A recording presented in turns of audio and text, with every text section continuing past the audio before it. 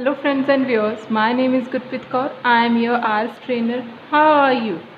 I think you are doing good and I am also very fine. In today's video I am going to talk regarding the writing task 1 for the general training students, as they have to write the letter in the writing task 1, which is worth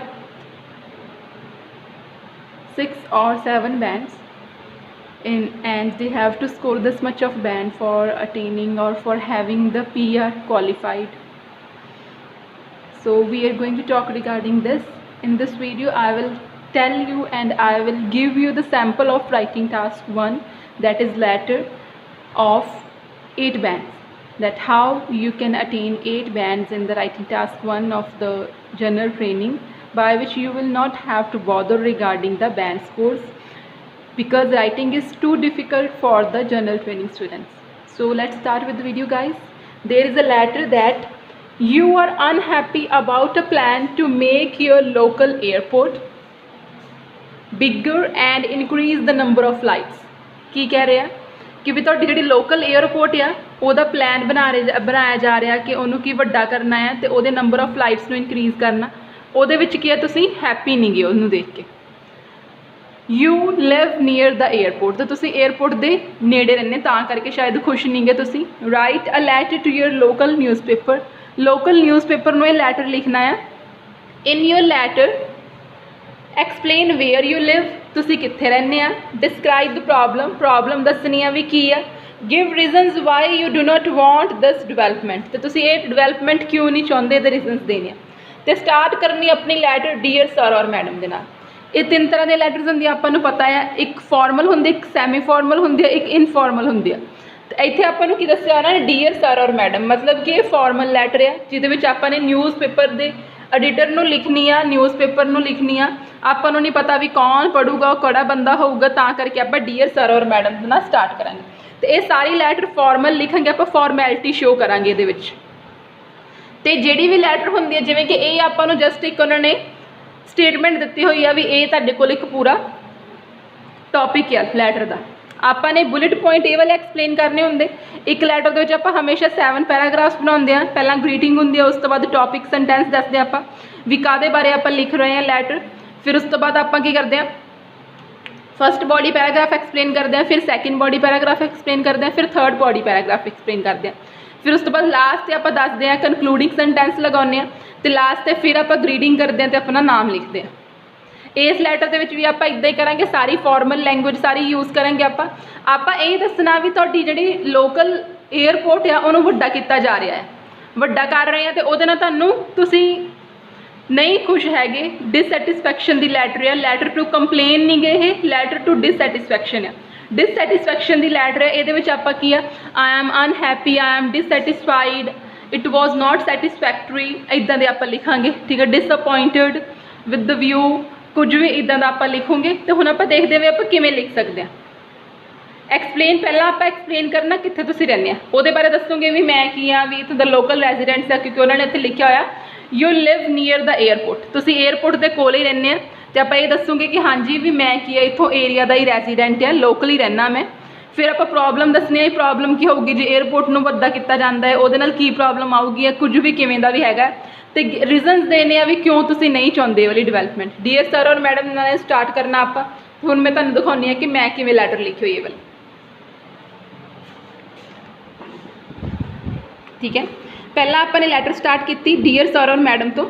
dear sir ਔਰ madam ਲਿਖ ਕੇ ਫਿਰ ਆਪਾਂ ਦੱਸਣਾ ਕਿ ਆਪਾਂ ਕਿਉਂ ਇਹ letter ਲਿਖ ਰਹੇ ਹਾਂ। ਇਹਦਾ ਆਪਾਂ ਟੌਪਿਕ ਸੈਂਟੈਂਸ ਲਿਖਦੇ। ਟੌਪਿਕ ਸੈਂਟੈਂਸ ਦੇ ਵਿੱਚ ਮੈਂ ਲਿਖਿਆ I am writing to express my dissatisfaction regarding the changes which are going to be introduce to the airport. ਠੀਕ ਹੈ, ਮੈਂ ਕੀ ਲਿਖ ਦਿੱਤਾ ਵੀ ਮੈਂ ਉਸ ਚੀਜ਼ ਬਾਰੇ ਡਿਸਸੈਟਿਸਫਾਈ ਹਾਂ, ਜਿਹੜੀ ਚੀਜ਼ ਕੀ ਆ, ਚੇਂਜਿਸ ਜਿਹੜੇ 에ਅਰਪੋਰਟ ਦੇ ਵਿੱਚ ਇੰਟਰੋਡਿਊਸ ਹੋਣ ਵਾਲੇ ਆ, ਜਿਹੜੇ ਚੇਂਜਿਸ ਪਤਾ ਲੱਗੇ ਆ ਮੈਨੂੰ ਵੀ 에ਅਰਪੋਰਟ 'ਚ ਹੋਣ ਜਾ ਰਹੇ। ਆਪਾਂ ਉੱਥੇ ਲਿਖਿਆ ਸੀ ਨਾ ਵੀ ਹਾਂਜੀ ਵੀ ਆਪਾਂ ਅਨਹੈਪੀ ਹਾਂ ਇਸ ਚੀਜ਼ ਤੋਂ, ਆਈ ਐਮ ਅਨਹੈਪੀ। ਅਤੇ ਮੈਂ ਕੀ ਕਿਹਾ ਉੱਥੇ, ਮੈਂ ਲਿਖ ਦਿੱਤਾ ਆਈ ਐਮ ਡਿਸਸੈਟਿਸਫਾਈਡ। ਡਿਸਸੈਟਿਸਫੈਕਸ਼ਨ ਹੈ ਮੈਨੂੰ ਵੀ ਜਿਹੜੇ ਚੇਂਜਿਸ ਹੋਣ ਵਾਲੇ ਉਹਦੇ ਵਿੱਚ। ਫਿਰ ਸੈਕਿੰਡ ਪੈਰਾਗ੍ਰਾਫ ਸਟਾਰਟ ਕੀਤਾ ਆਪਾਂ ਨੇ। ਹੁਣ ਆਪਾਂ ਇਹਦੇ 'ਚ ਆਪਣੇ ਬਾਰੇ ਇੰਟਰੋਡਿਊਸ ਕਰਨਾ ਸੀਗਾ। Introduce your self, explain where you ਲਿਵ। ਅਤੇ ਹੁਣ ਆਪਾਂ ਇੰਟਰੋਡਕਸ਼ਨ ਦਿੰਦੇ ਆਪਾਂ ਵੀ ਆਪਾਂ ਕਿੱਥੇ ਰਹਿੰਦੇ ਹਾਂ ਜਾਂ ਕਿਵੇਂ ਕਿਵੇਂ ਕਰਦੇ ਆਪਾਂ ਕੋਈ ਵੀ ਚੀਜ਼। ਜਿਵੇਂ ਕਿ ਮੈਂ ਲਿਖਿਆ, I am residents of this town and have been dwelling here since my birth। मतलब कि मैं इत्थों का ही रहन वाला, ਇਹਦਾ ਰੈਜ਼ੀਡੈਂਟ ਹੈ, ਤੇ ਇੱਥੇ ਕਿੰਨੇ ਸਾਲਾਂ ਤੋਂ ਰਹਿ ਰਿਹਾ ਹੈ, मतलब अपने बर्थ तो ही रह रहा। मैं कि हैव बिन वाला स्ट्रक्चर लगा दिता। लास्ट ਤੇ मैं ਤੁਹਾਨੂੰ ਇਹ ਵੀ ਦੱਸੂਗੀ ਵੀ ਇਹ ਲੈਟਰ ਜਿਹੜੀ ਹੈ 8 ਬੈਂਡ ਵਾਲੀ ਕਿਵੇਂ ਹੈ ਜਾਂ ਇਹਨੂੰ 7 ਅਬਵ ਬੈਂਡਸ ਕਿਵੇਂ ਆ ਸਕਦੇ ਆ। Since airport is in vicinity of my house, ਮੇਰੇ ਘਰ ਦੇ ਕੋਲ ਆ, therefore I have to confront various hardships। ਮੈਂ ਦੱਸ ਦਿੱਤਾ ਵੀ ਮੈਂ ਇਸ ਟਾਊਨ ਦਾ ਰੈਜ਼ੀਡੈਂਟ ਆ, ਮੈਂ ਇੱਥੇ ਰਹਿ ਰਿਹਾ ਕਿੰਨੇ ਸਾਲਾਂ ਤੋਂ, ਬਚਪਨ ਤੋਂ ਹੀ ਰਹਿ ਰਿਹਾ ਆ, ਤੇ ਮੇਰੀ ਕੀ ਆ ਘਰ ਦੇ ਕੋਲ ਆ ਜਿਹੜਾ 에ਅਰਪੋਰਟ ਹੈਗਾ ਆ, ਤੇ ਜਿਹਦੇ ਕਰਕੇ ਮੈਨੂੰ ਕੀ ਆ ਬਹੁਤ ਜ਼ਿਆਦੀਆਂ ਪ੍ਰੋਬਲਮਸ ਨੂੰ ਫੇਸ ਕਰਨੀਆਂ ਪੈਣਗੀਆਂ। ਤੇ ਆਪਾਂ ਨੂੰ ਲਿਖਿਆ ਸੀ ਨਾ ਸੈਕਿੰਡ ਬੁਲਟ ਪੁਆਇੰਟ ਹੈਗਾ ਡਿਸਕ੍ਰਾਈਬ ਦ ਪ੍ਰੋਬਲਮ। ਪ੍ਰੋਬਲਮ ਹੁਣ ਆਪਾਂ ਦੱਸਣੀ ਹੈ, ਪ੍ਰੋਬਲਮ ਦੱਸਦੇ ਹਾਂ ਵੀ ਕੀ ਪ੍ਰੋਬਲਮ ਹੈ ਮੈਨੂੰ। प्रॉब्लम की है, first of all being a student my studies are quite challenging. मतलब मैं एक स्टूडेंट आप दस दिता भी मैं एक स्टूडेंट हाँ, तो मेरी स्टडीज़ की काफ़ी ज़्यादा औखियाँ हैं, काफ़ी ज़्यादा चैलेंजिंग है। Consequently I have to study hard in night time as well, जिहदे करके कि मैनू रात के टाइम दे विच भी मैनू बहुत ज़्यादा पढ़ना पैंदा है, बहुत ज़्यादा मैनू जागते हुए पढ़ना पैंदा। How ever owing to arrival along with the departure of flights I am unable to concentrate on my studies। ठीक है, पर मेरे की आ अराइवल होंदियां, अराइवल आउंदा मतलब आने वाली फ्लाइट्स ते जाने वाली फ्लाइट्स ते करके मैनू की आ मैं अपनी स्टडीज़ ते कंसनट्रेट नहीं कर पाता। As it requires tranquil place, क्योंकि मैनू अपनी स्टडी करने के लिए एक शांति वाला प्लेस चाहिए होंदा है। Besides I cannot sleep properly, ਇਹਦੇ ਤੋਂ ਇਲਾਵਾ ਵੀ ਮੈਂ ਕਿ ਆਪਣਾ ਚੰਗੇ ਤਰੀਕੇ ਨਾਲ ਸੋ ਨਹੀਂ ਸਕਦਾ। Which leads to stress on my mind, this has become grave concern for me, ਜਿਹਦੇ ਨਾਲ ਕੀ ਆ ਮੇਰੇ ਕੀ ਆ ਮਾਈਂਡ ਤੇ ਸਟ੍ਰੈਸ ਹੋ ਜਾਂਦਾ, ਤੇ ਜਿਹੜਾ ਕਿ ਬਹੁਤ ਵੱਡਾ ਇਸ਼ੂ ਬਣ ਚੁੱਕਾ ਆ, ਬਹੁਤ ਵੱਡਾ ਇੱਕ ਗ੍ਰੇਵ ਕੰਸਰਨ ਬਣ ਚੁੱਕਾ ਮੇਰੇ ਲਈ। ਇਹਦੇ ਵਿੱਚ ਆਪਾਂ ਨੇ ਕੀ ਲਿਖਿਆ, ਆਪਾਂ ਪ੍ਰੋਬਲਮ ਹੀ ਜਸਟ ਦੱਸੀ ਆ ਕਿ ਮੈਂ ਸਟੂਡੈਂਟ ਆ ਇੱਕ, ਇਹਦੇ ਕਰਕੇ ਕਿ ਮੈਨੂੰ ਰਾਤ ਨੂੰ ਵੀ ਪੜ੍ਹਨਾ ਪੈਂਦਾ ਹੈ, ਪਰ ਜੇ ਅਰਾਈਵਲ ਤੇ ਡਿਪਾਰਚਰ ਦਾ ਕਰਕੇ ਫਲਾਈਟਸ ਦਾ ਮੈਂ ਆਪਣੇ ਸਟੱਡੀਜ਼ 'ਤੇ ਕੰਸਨਟਰੇਟ ਨਹੀਂ ਕਰ ਪਾਉਂਦਾ ਪ੍ਰੋਪਰ ਤਰੀਕੇ ਨਾਲ, ਕਿਉਂਕਿ ਮੈਨੂੰ ਪੜ੍ਹਨ ਦੇ ਲਈ ਟ੍ਰੈਂਕੁਅਲ ਪਲੇਸ ਚਾਹੀਦੀ ਹੁੰਦੀ ਆ। ਸਿਰਫ ਇਹਦੇ ਕਰਕੇ ਹੀ, ਇਹਦੇ ਤੋਂ ਇਲਾਵਾ ਵੀ ਆਪਣੀ ਨੀਂਦ ਵੀ ਨਹੀਂ ਪ੍ਰੋਪਰ ਤਰੀਕੇ ਨਾਲ ਲੈ ਸਕਦਾ, ਜਿਹਦੇ ਨਾਲ ਕਿ ਮੇਰੇ ਮਾਈਂਡ 'ਤੇ ਸਟ੍ਰੈਸ ਹੁੰਦੀ ਹੈ, ਅਤੇ ਜਿਹੜਾ ਕਿ ਬਹੁਤ ਵੱਡਾ ਇਸ਼ੂ ਬਣ ਚੁੱਕਾ ਮੇਰੇ ਲਈ। ਫਿਰ ਲਾਸਟ 'ਤੇ ਆਪਾਂ ਹੁਣ ਦੱਸਣਾ ਸੀਗਾ give reasons why you do not want this development, क्यों तुसी ये development नहीं चाहते। हुण आपां इहदे reasons देने सी, reasons दसदे हुण आपां की होया। in last since school children play in the adjacent area of airport, ਜਿਹੜਾ ਕੀ ਆ ਜਿਹੜੇ ਸਕੂਲ ਚਿਲਡਰਨ ਆ ਉਹ प्ले करते हैं ਜਿਹੜਾ कि ਏਰੀਆ एयरपोर्ट ਦੇ ਨਾਲ लगदा adjacent ਏਰੀਆ है, where vacant space is available, ਜਿੱਥੇ कि काफ़ी ज़्यादा खाली जगह अवेलेबल हैगी आ। If airport has been expanded in size, जे एयरपोर्ट का साइज़ वधा दिता जाता है, they will left with no option without staying at home. ठीक है, उन्होंने कोल की एक ऑप्शन ही रह जूगी घर विच रहन दे, to stay at home,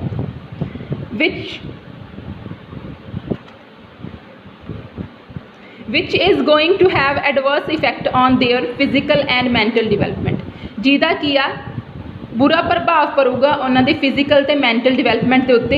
also by enlarging area both level of pollution and noise will increase, तो ये की जोड़ा जे आप वड्डा करते हैं एनलार्ज करते हैं एरिया नूं, तो ये कि लैवल जोड़ा पोल्यूशन का भी वधूगा तो नॉइज़ का भी वधूगा। Therefore people would have to face difficulties, तो लोगों को की आ डिफिकल्टीज़ नूं फेस करनी पैणगियां, लोगों को की बहुत ज़्यादा प्रॉब्लम फेस करनी पैणगियां। ये आपने हुण दस दिता रीजनस क्यों नहीं करना चाहिए, क्यों तुसीं ये डिवेलपमेंट नहीं चाहते। पहला तो मैं कह दिता भी एक रीजन मैं दिता भी चिल्ड्रन उत्थे एरिया जिथे कि एयरपोर्ट हुण नवीं वो वधाउण जा रहे हैं, भी उत्थे की आ चिल्ड्रन खेडते हैं, जे वो मतलब ये चीज़ां नहीं अवेलेबल होणगियां, जे वड्डा कर दोगे उन्हां कोल कोई ऑप्शन नहीं रह जूगी घरे रहन तो बिना, तो जिहदे नाल की उन्हां दी मैंटल ते फिजिकल डिवेलपमेंट दे विच की आ बहुत ज़्यादा इफेक्ट पऊगा।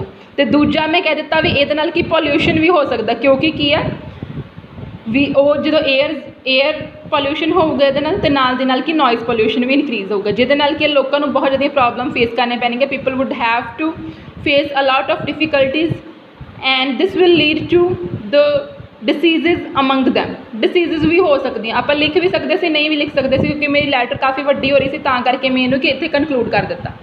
तो फिर लास्ट एक क्लोजिंग सेंटेंस लिखना सी, it would be appreciated if immediate actions is paid on this regard, जे ये इमीडिएट अटेंशन दी जाती है इस चीज़ के उपर, इस टॉपिक के उपर, तो ये की आ बहुत ज़्यादा एप्रीशिएबल होगा, बहुत ज़्यादा एप्रीशिएट किया जाऊगा, क्योंकि लास्ट आप यही दसना होंगे भी की चाहुंदे हो तुसीं हुण भी मेरे अकॉर्डिंग की आ भी ये चीज़ नहीं होनी चाहिए। I think, I thought, I hope this development will be far more disadvantageous as compared to the advantages it have on for the local people, for the people who are living in the area।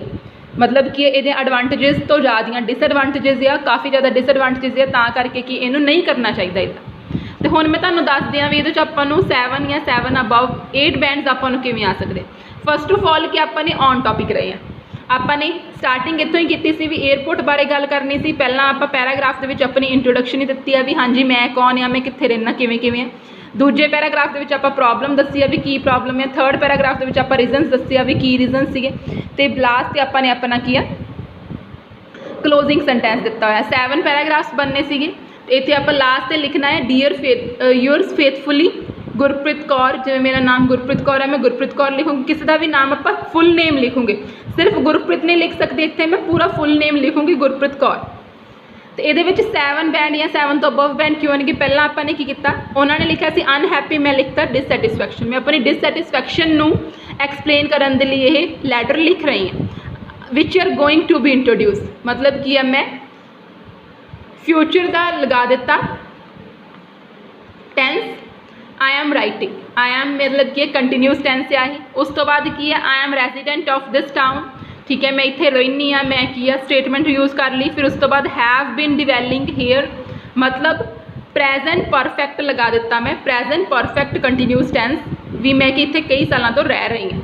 Airport, since airport is in vicinity of my house, ये भी एक मैं statement लगा दी। आई have to, मैं अपनी मजबूरी दस दी, मजबूरी लिए मैं सेंटेंस यूज़ कर लिया भी मैंने मजबूरी के ये चीज़ करनी पऊगी। फिर उस तो बाद की है being a student, being a student मतलब कि वर्ब मैं अगे लगा दी भी एक स्टूडेंट होने दे नाल मेरे लिए बहुत औखा है, चैलेंजिंग है। कॉन्सीक्वेंटली मतलब रिजल्ट कढ़िया भी मैनू कि स्टडी करनी पैंदी है रात तक, बट ये करके owing to arrival along with departure, ये मैं एक किया कंडीशनल सेंटेंस लगा दिता। कंजक्शन लगा दी मैं ये भी ताकि की है अराइवल तो डिपार्चर दोनों चीज़ा मैं अलग अलग लिखने की बजाय एंड की लिखने की बजाय मैं अलॉन्ग विद लगा दिता।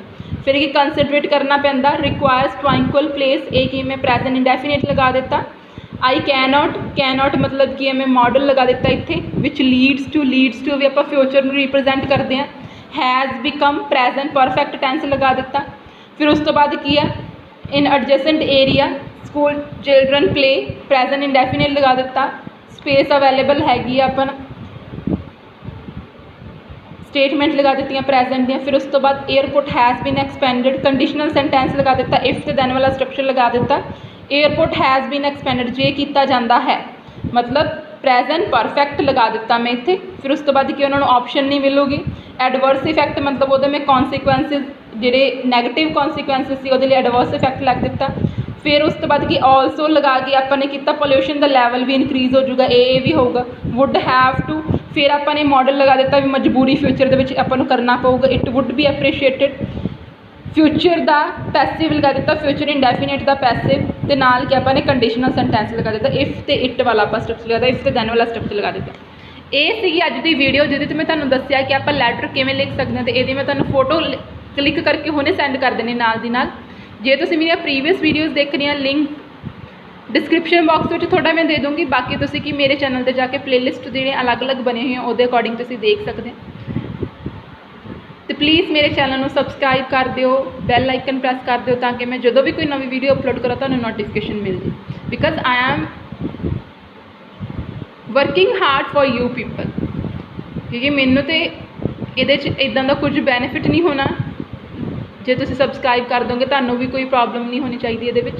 तो प्लीज़ मेरे चैनल को सबसक्राइब कर दिओ ताकि मैं जो भी कोई नवी वीडियो अपलोड करा तो सारे जाने देखो तो मैनूं मोटिवेशन मिले कि हाँ जी किन्ने लोगों ने मेरी वीडियो देख रहे हैं, पसंद कर रहे हैं मैनूं, तो मैनूं होर ज़्यादा एनकरेजमेंट होवे कि मैं इवें दी वीडियोज़ होर बनावां ताकि तुहाडे लई जिहड़ी आयल्स की स्टडी आ उहनूं कि कंफर्टेबल कर सकां मैं, ईजी हो जाए तुहाडे लई। आयल्स जिहड़ी कि राइटिंग सबनूं बहुत ज़्यादा औखी लगती है, तो तुसीं मैनूं अपना टाइम दिता, इहदे लई I am very great for you guys, and please like this video and share with your friends as well, by which they will have the assistance from this. Have a good day guys, and thanks for watching my video.